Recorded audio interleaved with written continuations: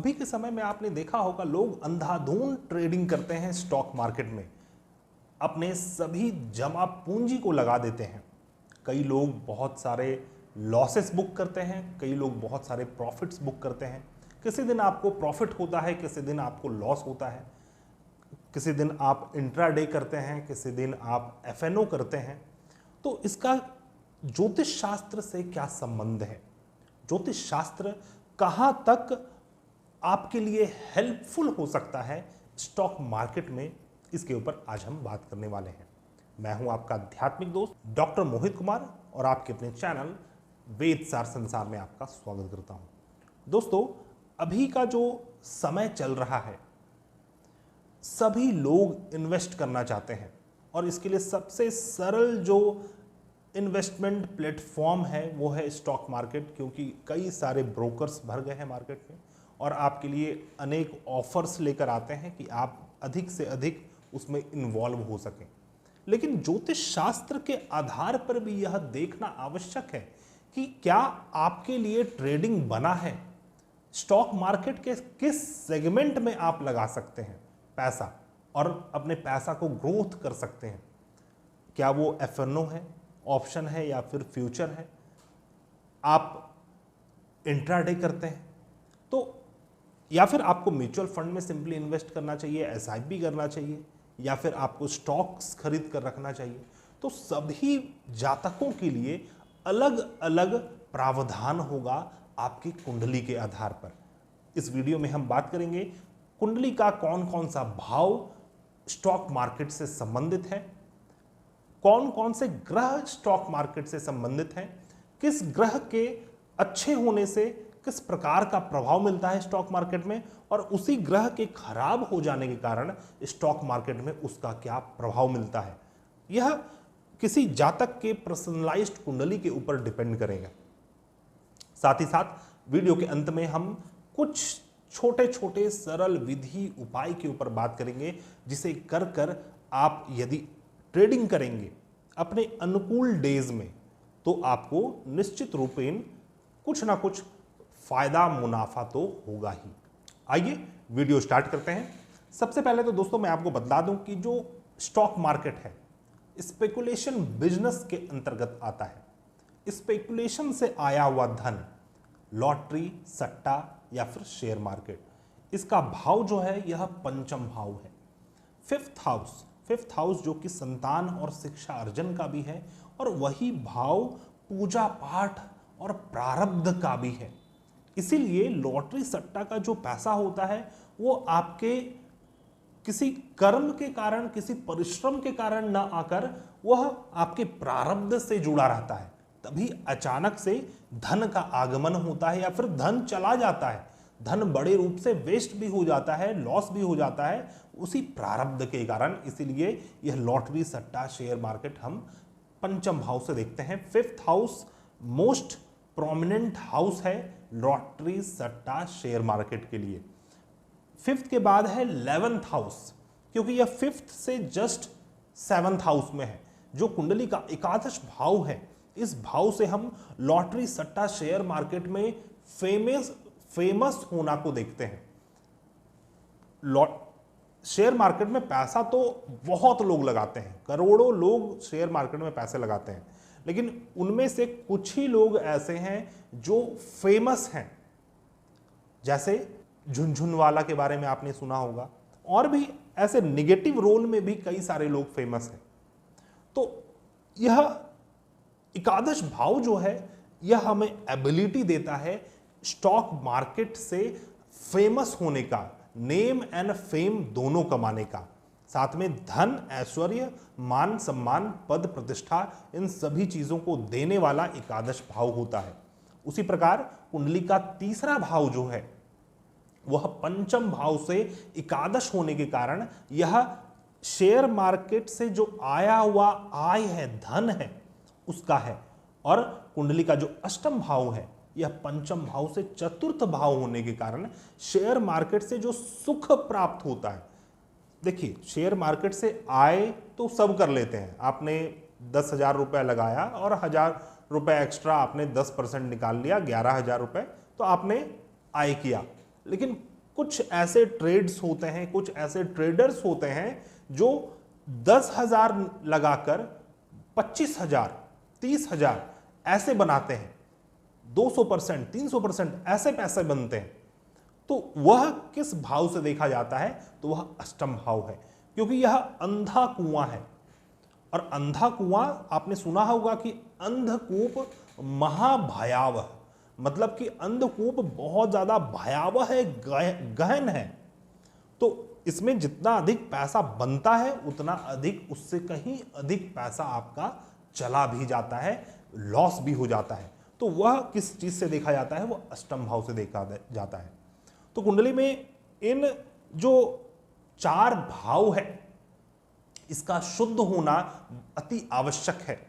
और इस भाव में कुछ अलग प्रकार के योग का होना अति आवश्यक है। राहु यदि अष्टम भाव में हो जाए तो आपको बड़े रूप से रातों रात आपको अमीर बनाता है, अचानक से धन देता है, बड़े रूप से धन देता है। बहुत सारे लोगों का धन जो है वह अष्टम भाव से देखा जाता है। इसीलिए राहु जब बैठ जाता है अष्टम भाव में तो वह बहुत सारे लोगों के धन को अट्रैक्ट करने लगता है। उसी प्रकार यदि चंद्रमा ग्रह पीड़ित होकर पंचम भाव या फिर पंचमेश से या फिर एकादश भाव से या फिर अष्टम या तृतीय भाव से संबंध रखते हो, तो फिर आप अपने इमोशंस में, आप अपने सेंटिमेंट्स में बहकर सदैव गलत ट्रेड्स ले लेंगे। आपको कितना भी नॉलेज हो, आपने कितना भी स्टडी कर रखा हो, लेकिन फिर भी आप गलत ट्रेड ले लेते हैं। तो उसी प्रकार कई सारे ऐसे ग्रह हैं जो स्टॉक मार्केट को प्रभावित करते हैं, और उन ग्रहों को आपको स्ट्रांग रखना बहुत जरूरी है। आइए बात करते हैं उन ग्रहों के ऊपर। सबसे पहला है चंद्रमा, जो कि आपका इमोशन है, आपका फीलिंग्स है, आपका माइंड है, आपका कॉन्शियस माइंड है और आपका सेंटिमेंट्स है। तो चंद्रमा का स्टेबल होना कुंडली में बहुत जरूरी है। यदि आपकी कुंडली में चंद्रमा स्टेबल नहीं है और आप स्टॉक मार्केट में पैसे पे पैसे लगा रहे हैं, लॉस पे लॉस कर रहे हैं, आप कितना भी नॉलेजेबल हो, नॉलेज कहां से आता है? बृहस्पति से। तो मान लीजिए आपकी कुंडली में बृहस्पति बहुत स्ट्रांग है, तो आपके पास नॉलेज है, आपने स्टडी किया है, आपने रिसर्च किया है स्टॉक मार्केट के ऊपर, आपने कोर्स भी कर रखा है, लेकिन आपके पास चंद्रमा यदि कमजोर है तो आप अपने गलत इमोशंस के कारण, अनस्टेबल इमोशंस के कारण आप गलत ट्रेड लेंगे, गलत खरीद बिक्री करेंगे और आपको लॉसेस होगा। तो एक ग्रह हुआ चंद्रमा, दूसरा हुआ बृहस्पति, तीसरा हुआ बुध ग्रह। बुध जो कि आपका लॉजिकल माइंड है, आपका इंटेलेक्चुअल स्किल्स है, आपका कैलकुलेटिव स्किल्स है।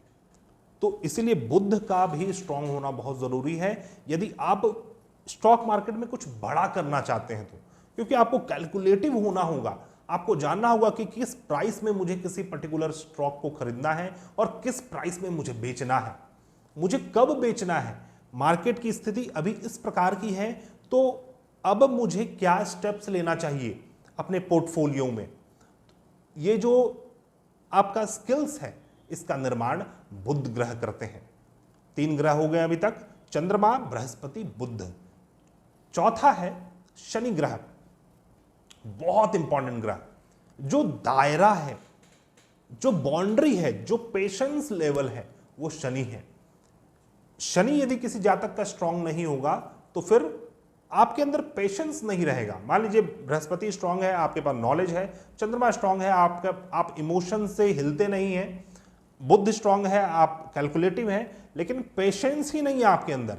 आप सब चीज जान रहे हैं कि अभी मार्केट ये होने वाला है, लेकिन आपको अंदर से वो एक जो चुल, एक वर्ड जो देशी लैंग्वेज में यूज करते हैं, वो ऐसा अंदर से एक चुल है कि आप गलत ट्रेड ले ही लेंगे। अभी जो नहीं लेना है, कुछ समय बाद लेना है, वो आप अभी ले लेंगे हड़बड़ा कर, इम्पेशेंट होकर। तो वह शनि उसको गवर्न करते हैं।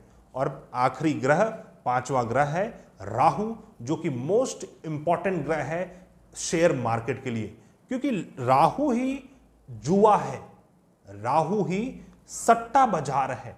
और यह सट्टा बाजार जो इसका जो स्वामी है, जो मेन स्वामी है, वह राहु ग्रह है। बड़े धन को आकर्षण करने के लिए राहु स्ट्रांग होना बहुत जरूरी है।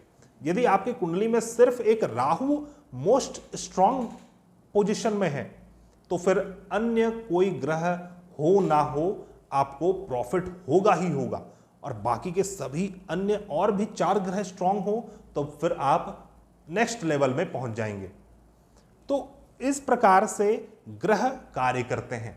तो अभी तक हमने बात किया कि कुंडली में कौन कौन सा भाव स्टॉक मार्केट से रिलेटेड है, कुंडली में कौन कौन से ग्रह स्टॉक मार्केट से रिलेटेड है और उसके स्ट्रांग होने से क्या होता है और वीक होने से आप किस प्रकार से लॉस करते हैं। आइए अब हम बहुत ही सरल विधि के ऊपर बात करते हैं कि कौन से उपाय को करके यदि आप ट्रेडिंग करेंगे, स्टॉक मार्केट में इन्वेस्ट करेंगे तो आपको लाभ अधिक होने की संभावना होगी। तो सबसे पहले तो मैं आपको यह बतला दूं कि आपके घर का जो दिशा है या फिर आपके ऑफिस का जो दिशा है उसका सही होना बहुत जरूरी है। वास्तु का बहुत बड़ा रोल है स्टॉक मार्केट में आप सफलता प्राप्त करने के लिए। तो आपको किस दिशा में बैठकर ट्रेडिंग करना चाहिए, तो वो सबसे बेस्ट दिशा है वेस्ट साउथ वेस्ट। जो वेस्ट और साउथ वेस्ट में स्लाइटली टुवर्ड वेस्ट डायरेक्शन में हो उस दिशा में बैठकर आपको ट्रेडिंग करना चाहिए, क्योंकि वह जो दिशा है वह नॉलेज का है और सेविंग्स का है। उस दिशा में बैठकर आप करेंगे तो आपका नॉलेज पूरा आपका साथ देगा। आपने जो भी स्टडी किया है, जो भी आपके एक्सपीरियंसेस हैं, वह आपका साथ देगा आपको सेविंग्स करने के लिए। तो सबसे बेस्ट दिशा है वेस्ट साउथ वेस्ट ट्रेडिंग करने के लिए। दूसरा कि स्वर का चेक करना बहुत जरूरी है। स्वर विज्ञान के ऊपर मैंने वीडियो बनाया था। स्वर का अर्थ है हमारे शरीर में 2 स्वर चलते हैं, ईड़ा और पिंगला। तो जो हमारा राइट स्वर है वह पिंगला है, जो हमारा लेफ्ट स्वर है वो ईड़ा है। ईड़ा के स्वामी चंद्रमा होते हैं, पिंगला के स्वामी सूर्य होते हैं। तो एट प्रेजेंट हमारा कौन सा स्वर चल रहा है इसको देखना बहुत जरूरी है। आपको कभी भी राइट स्वर चलने पर ट्रेड नहीं लेना चाहिए। जब भी हमारा लेफ्ट नाक से हवा निकलते और घुसते रहे तभी हमें ट्रेड करना चाहिए, अर्थात हमारा जब ईड़ा स्वर चल रहा हो तब हमें ट्रेड करना चाहिए। अब इसमें और विस्तार में जाएंगे तो जब उस ईड़ा स्वर में जब पृथ्वी तत्व या फिर जल तत्व चल रहा हो तब हमें ट्रेड लेना चाहिए। तो पृथ्वी तत्व हम कैसे जानेंगे, जल तत्व हम कैसे जानेंगे, तो यह एक पूरा गहन विषय है। इसके ऊपर हम एक इंडिविजुअल वीडियो बनाएंगे जिसमें हम स्वर कैसे चेक करें और एट प्रेजेंट उस स्वर में कौन सा एलिमेंट चल रहा है, एट प्रेजेंट उस स्वर में कौन सा तत्व चल रहा है। 5 प्रकार के तत्व होते हैं, उन 5 तत्वों में कौन सा तत्व चल रहा है उसे आप जज कर सकते हैं। उसका एक विधि होता है। वीडियो काफी लंबा हो जाएगा, इसलिए उस विधि के ऊपर हम अन्य वीडियो के ऊपर बात करेंगे। तो हमें यह देखना आवश्यक है कि हमारा ईड़ा स्वर चल रहा हो और उस ईड़ा स्वर में यदि पृथ्वी और जल तत्व चले तो हमें उस समय ट्रेड लेंगे अगर हम, तो अवश्य में उसमें सफलता मिलेगी, इसमें नो डाउट, क्योंकि यह शास्त्र विधि है और शास्त्र का अर्थ है साइंस। और इसी प्रकार से अन्य और भी कुछ प्रोसेस होते हैं, कुछ विधि होती है जो हम कुंडली से ज्ञात कर सकते हैं कि अभी आपके लिए अनुकूल समय है या नहीं है। उसी प्रकार दैनिक रूप से भी, मान लीजिए आप एफएनओ ट्रेडिंग करते हैं या फिर आप इंट्राडे ट्रेडिंग करते हैं, तो इसके लिए आपके चंद्रमा के प्लेसमेंट को देखना अति आवश्यक है कि एट प्रेजेंट अभी आकाश मंडल में चंद्रमा किस राशि में है और वह राशि आपके जन्म राशि से किस भाव में है।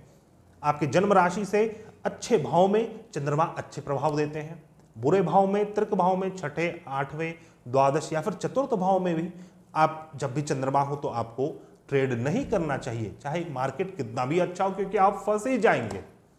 तो इस प्रकार से दोस्तों हमें विश्लेषण करके एक अच्छे प्रबुद्ध ज्योतिष से विश्लेषण करवा कर या फिर स्टॉक मार्केट का आपको प्रिडिक्शन लेकर ही आपको ट्रेडिंग करना चाहिए, स्टॉक मार्केट में इन्वेस्ट करना चाहिए। अन्यथा आप ऐसा जानते ही होंगे कि 100 लोगों में से सिर्फ 3-4 लोगों को ही प्रॉफिट हो पाता है, बाकी सब लॉस में ही रहते हैं।